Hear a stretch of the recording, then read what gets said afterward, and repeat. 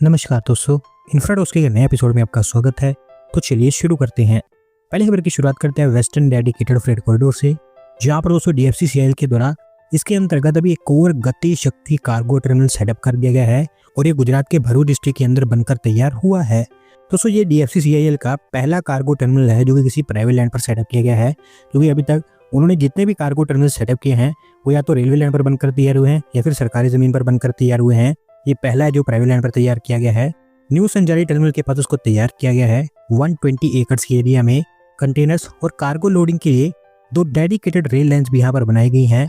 Port और industrial zone से इसको कनेक्ट करने के लिए NH48 से भी इसको डायरेक्टली कनेक्ट किया गया है ताकि कार्गो डायरेक्टली एक जगह से दूसरी जगह तक ट्रांसपोर्ट हो पाए। अगली दूसरा अपडेट कर्नाटका से है, जहां पर दोस्तों IT एक्सपोर्ट्स में कर्नाटका की लीड लगातार बढ़ती जा रही है और अभी ऐसा बताया गया है कि फाइनेंशियल ईयर 2024-25 में कर्नाटका के IT एक्सपोर्ट्स $150 बिलियन का मार्क क्रॉस कर गए हैं।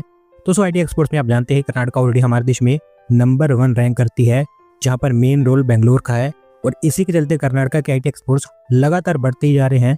पिछले 6 सालों के अंदर अंदर ये ऑलमोस्ट डबल हो चुकी हैं, क्योंकि 2018-19 में जहां पर कर्नाटका के IT एक्सपोर्ट्स $77.8 बिलियन के थे, अब वो फाइनेंशियल ईयर 2024-25 में बढ़कर $159 बिलियन पर पहुंच गए हैं। हर साल हमें बिलियंस ऑफ डॉलर्स का यहाँ पर एडिशन देखने को मिला है। अगर आप ईयरली बेसिस पर भी कंपेयर करें तो तब भी हमें 13.7% का ग्रोथ देखने को मिला है, क्योंकि 2023-24 में ये IT एक्सपोर्ट्स $139.9 बिलियन पर थे, जबकि अब $159 बिलियन पर पहुंच गए हैं। होपफुली ये आंकड़ा हमें आगे चलकर और बढ़ता हुआ ही दिखाई देगा। अगली दोस्तों अपडेट उत्तर प्रदेश से है, जहां पर दोस्तों प्रयागराज डेवलपमेंट अथॉरिटी के द्वारा यमुना रिवर फ्रंट प्लान आगे बढ़ा दिया गया है और इसके थ्रू उनका टारगेट है कि टूरिज्म को प्रमोट करने के साथ साथ यमुना रिवर के आसपास एनवायरनमेंट को भी प्रोटेक्ट किया जाए। तो इस प्लान के अंतर्गत सबसे पहले एक 8 किलोमीटर की स्ट्रेच को डेवलप करने की बात की गई है, जो यमुना बैंक रोड के पास में बनेगी। Attractive murals, horticulture themed gardens, solar decorative lights, colourful fountains, sitting arrangements, एक बड़ा प्ले एरिया, एक ओपन जिम, इस तरह की कई सारी फैसिलिटीज यहाँ पर तैयार की जाएंगी इस रिवर फ्रंट के अंतर्गत। प्रयागराज डेवलपमेंट अथॉरिटी का कहना है कि अब उसका प्रपोजल तैयार कर लिया गया है और स्टेट गवर्नमेंट के पास अप्रूवल के लिए पहुंचा दिया गया है, और क्योंकि उसको यहाँ पर कुछ खास ज़्यादा पैसा खर्च नहीं किया जाएगा तो काफ़ी हाई चांसेस है कि इस प्रोजेक्ट को अप्रूवल मिल जाएगी। अगली दोस्तों अपडेट नागपुर से है, जहाँ पर दोस्तों नागपुर इम्प्रूवमेंट ट्रस्ट के द्वारा नागपुर के अंदर एक आर्ट गैलरी कम कम्युनिटी सेंटर को सेटअप किया जा रहा है और इसको लेकर अभी उन्होंने टेंडर फ्लोट कर दिए हैं। दोस्तों ये art gallery Indus Valley civilization के थीम पर बनाई जाएगी और उसी से ये इंस्पायर्ड होगी, जहां पर सिंधी कम्युनिटी की हिस्ट्री के ऊपर एक स्पेशल फोकस होगा। हिस्ट्री, स्टोरी टेलिंग, आर्ट और टेक्नोलॉजी को ब्लेंड करके एक बहुत ही शानदार एक्सपीरियंस यहाँ पर लोगों के लिए क्रिएट किया जाएगा, जहां पर इसको एक्सपीरियंस करने के लिए आएंगे। गैलरी के साथ साथ एक कम्युनिटी हॉल, एक museum, 3 classrooms, workshop spaces, library, cafeteria, एक मिनी थिएटर, रिक्रिएशनल और इंडोर गेम जोन्स और एक 600 सीटर का ऑडिटोरियम भी यहाँ पर तैयार किया जाएगा। एक बड़ी ओपन स्पेस भी यहाँ पर क्रिएट की जाएगी प्रोमेड के साथ, जहाँ पर कई सारी रिक्रिएशनल फैसिलिटीज बनकर तैयार होंगी। ओवरऑल 4.6 एकड़ के एरिया में फैला होगा और 143 करोड़ भी इसका खर्च आएगा इसको बनाने के लिए। और अभी क्योंकि टेंडर फ्लोट कर दिए गए हैं तो डेफिनेटली यहाँ पर काम स्टार्ट हो गया है। अगली दोस्तों अपडेट आंध्र प्रदेश से है, जहाँ पर दोस्तों हमारी सेंट्रल गवर्नमेंट के द्वारा अमरावती आउटर रिंग रोड को अप्रूवल दे दी गई है और अभी इसके चलते आंध्र प्रदेश सरकार इसके ऊपर काम आगे बढ़ा सकती है। दोस्तों अमरावती आउटर रिंग रोड को लेकर आंध्र प्रदेश सरकार काफ़ी ज़्यादा एम्बिशियस थी और वो लगातार कोशिश कर रहे थे कि सेंट्रल गवर्नमेंट इसको अप्रूव कर दे, और इनफैक्ट हमारी सेंट्रल गवर्नमेंट के द्वारा इसको अप्रूवल भी दे दी गई थी। और पहले डिसाइड ये हुआ था कि आउटर रिंग रोड 70 मीटर चौड़ा होगा, पर आंध्र प्रदेश सरकार ये चाहती थी कि इसको 150 मीटर चौड़ा बनाया जाए, क्योंकि वो चाहते थे कि अगले 50 सालों को ध्यान में रखकर इसको तैयार किया जाए। तो फिर सेंट्रल गवर्नमेंट के साथ कई सारी डिस्कशंस करने के बाद अभी डिसाइड हुआ है कि ये आउटर रिंग रोड 140 मीटर चौड़ा होगा, जहां पर मल्टीपल लेन्स बनकर तैयार होंगी। विजयवाड़ा, गुंटूर और तेनाला जैसी सिटीज़ के लिए भी ये रिंग रोड उतना ही बेनिफिशियल होगा जितना कि अमरावती कैपिटल सिटी के लिए। 210 किलोमीटर के आसपास इसकी लेंथ होगी और अभी क्योंकि अप्रूवल मिल गई है तो होपफुली हमें जल्द कंस्ट्रक्शन भी स्टार्ट होता हुआ दिखाई देगा। अगली दोस्तों अपडेट टाटा ग्रुप की तरफ से है, जहाँ पर दोस्तों टाटा ऑटोकॉम के द्वारा स्कोडा ग्रुप के साथ में एक टाई अप अनाउंस कर दिया गया है और अभी ये दोनों कंपनीज मिलकर रेल प्रोपल्शन सिस्टम और कंपोनेंट्स की मैन्युफैक्चरिंग के ऊपर काम करेंगी। दोस्तों बेसिकली टाटा ऑटोकॉम ये चाहता था कि वो उनकी कंपोनेंट मैन्युफैक्चरिंग को अभी और डाइवर्सिफाई करे, जिसके लिए अब उनके द्वारा रेल कंपोनेंट्स की भी मैन्युफैक्चरिंग की जाएगी। कन्वर्टर्स, ड्राइव्स और ऑक्सिलरी कन्वर्टर्स जिनका इस्तेमाल हाई स्पीड, रीजनल, मेट्रो और लाइट रेल में किया जाता है, वो सब यहाँ पर इनिशियली इनके द्वारा मैन्युफैक्चर किए जाएंगे। मल्टी मिलियन यूरोस की डील होगी, जहां पर दोनों कंपनीज का कुछ हिस्सा होगा और ऐसा बताया गया है कि मैन्युफैक्चरिंग का सारा काम भारत के अंदर ही किया जाएगा। जिसके चलते हंड्रेड्स ऑफ नई जॉब्स यहाँ पर जनरेट हो पाएंगी। अगली दोस्तों अपडेट नोएडा से है, जहाँ पर दोस्तों Yamuna expressway industrial development authority के द्वारा नोएडा एयरपोर्ट के आसपास अभी एक और प्रोजेक्ट को अप्रूवल दे दी गई है और इस बार उनके द्वारा एक हैंडलूम और टेक्सटाइल पार्क यहाँ पर सेटअप किया जाएगा। दोस्तों हैंडलूम और टेक्सटाइल पार्क येडा अथॉरिटी का पहला एक्सक्लूसिव प्रोजेक्ट होगा जो कि वो हैंडलूम और हैंडीक्राफ्ट सेक्टर के लिए सेटअप करेंगे। सेक्टर 10 में इसको तैयार किया जाएगा, जहाँ पर इसको लेकर लैंड एक्विजिशन का काम स्टार्ट हो चुका है।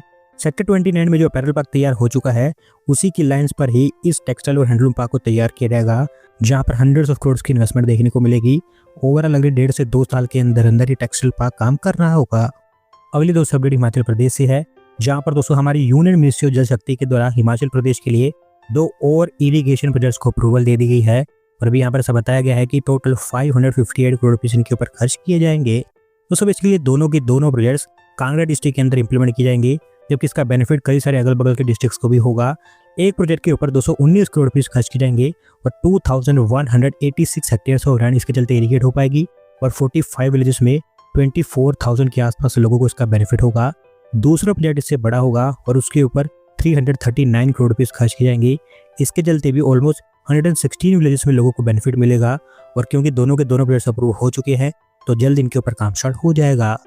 अगली दोस्तों अपडेट हरियाणा से है, जहाँ पर दोस्तों Gurugram metropolitan development authority Haryana के अंदर एक नया बस टर्मिनल और डिपो सेटअप करने जा रही है, स्पेसिफिकली मनेसर के पास, और इसको लेकर उन्होंने HSIIDC से 12 एकड़ ऑफ लैंड डिमांड की है। दोस्तों इस बस टर्मिनल को लेकर पहले प्लान ये बनाया गया था कि इसको भांगरोला लोकेलिटी में सेटअप किया जाएगा, पर क्योंकि वहाँ पर रोड्स इतने बेहतर नहीं हैं और इतने चौड़े नहीं हैं कि वहाँ पर बसेस को स्मूथली ऑपरेट किया जा सके, तो इसी कारण से वो प्लान कैंसिल कर दिया गया और अब भांगरोला की जगह इसको मनेसर के पास तैयार किया जाएगा, जिससे कि ये गुरुग्राम, IMT मनेसर और फरीदाबाद की तरफ जो बसेस ऑपरेट हो रही हैं उनको मेनली कैटर करेगा। 200 से 250 बसेस यहाँ पर अभी इनिशियली ऑपरेट की जाएंगी, जो कि PM ई-बस सेवा प्रोग्राम के अंतर्गत गुरुग्राम जैसे सिटीज के लिए एलोकेट की जानी है। अभी से बताया गया है कि DBR को लेकर यहाँ पर काम स्टार्ट हो चुका है। एक बार जब यहाँ पर लैंड मिल जाती है तो इसके बाद GMDA काम स्टार्ट कर सकता है। अगली दोस्तों अपडेट हमारी रेलवेज की तरफ से है, जहाँ पर दोस्तों रेल ऑपरेशंस में बेहतरी लाने के लिए रेलवेज के द्वारा डिसाइड किया गया कि हमारे एग्जिस्टिंग ट्रेन कंट्रोल सिस्टम को अभी रिप्लेस किया जाएगा नए सिस्टम के साथ, और इसको लेकर अभी वो एक नया ब्लूप्रिंट तैयार कर रहे हैं। तो सभी आप जानते हैं कि हमारे देश के अंदर रेलवेज का जो ट्रेन कंट्रोल सिस्टम है वो कितना पुराना है। ऑलमोस्ट पिछले 100 सालों से हम उसी सिस्टम के साथ में ट्रेन को ऑपरेट कर रहे हैं और आज के समय इसको अर्जेंट रिफॉर्म्स की जरूरत है, क्योंकि traffic congestion, train delays, train accidents, ये कुछ ऐसी प्रॉब्लम्स बन गई है जिनको तुरंत सॉल्व करना जरूरी बन चुका है। और यही मेन रीजन है कि अब यहाँ पर नया सिस्टम लाने की बात की गई है। Japan, Russia, Germany, Switzerland, France और स्पेन जैसी कंट्रीज के रेल सिस्टम को स्टडी करके उनकी जो बेहतर चीज़ें हैं जिनको भारत के अंदर इंप्लीमेंट किया जा सकता है वो यहाँ पर लाई जाएंगी और उनको भी हमारे रेल सिस्टम में अडॉप्ट किया जाएगा। इस नए सिस्टम के अंतर्गत सबसे मेन पॉइंट ये होगा कि एक integrated control command centre setup किया जाएगा, जहां पर हमारी रेलवेज के सभी डिपार्टमेंट्स एक ही जगह काम कर रहे होंगे। और ये भी बताया गया है कि अभी हमारे देश में जो मैनुअल ट्रेन ऑपरेशंस है उनको भी इसके थ्रू एलिमिनेट किया जाएगा। और एक बार जब ये इंप्लीमेंट कर दिया जाता है तो हमें और ज़्यादा चीज़ें क्लियर होती हुई दिखाई देंगी। आज की आखिरी अपडेट राजस्थान से है, जहाँ पर दोस्तों हमारी union ministry of environment, forest और क्लाइमेट चेंज के द्वारा राजस्थान के केवाई माता टेम्पल रोपवे को अप्रूवल दे दी गई है और अब फाइनली राजस्थान सरकार इसके ऊपर काम स्टार्ट कर सकती है। दोस्तों टेम्पल रोपवे वैसे तो ऑलरेडी अप्रूव हो चुका था, पर क्योंकि इसको एक हिली एरिया में बनाया जाना था, क्योंकि मंदिर एक हिल टॉप पर लोकेटेड है, तो इसी कारण हमारी मिनिस्ट्री ऑफ एनवायरमेंट की अप्रूवल यहाँ पर चाहिए थी, जो अब मिल गई है। और अब इसके लिए फॉरेस्ट लैंड को भी इस्तेमाल किया जा सकता है। काफ़ी छोटे स्केल का रोपवे होगा और जस्ट 25 करोड़ रुपये इसके अंतर्गत ये बनकर तैयार हो जाएगा। बताया गया है कि टेंडरिंग काम यहाँ पर स्टार्ट हो चुका है। अगले 18 महीने के अंदर अंदर इस रोपवे को लोगों के लिए खोल दिया जाएगा।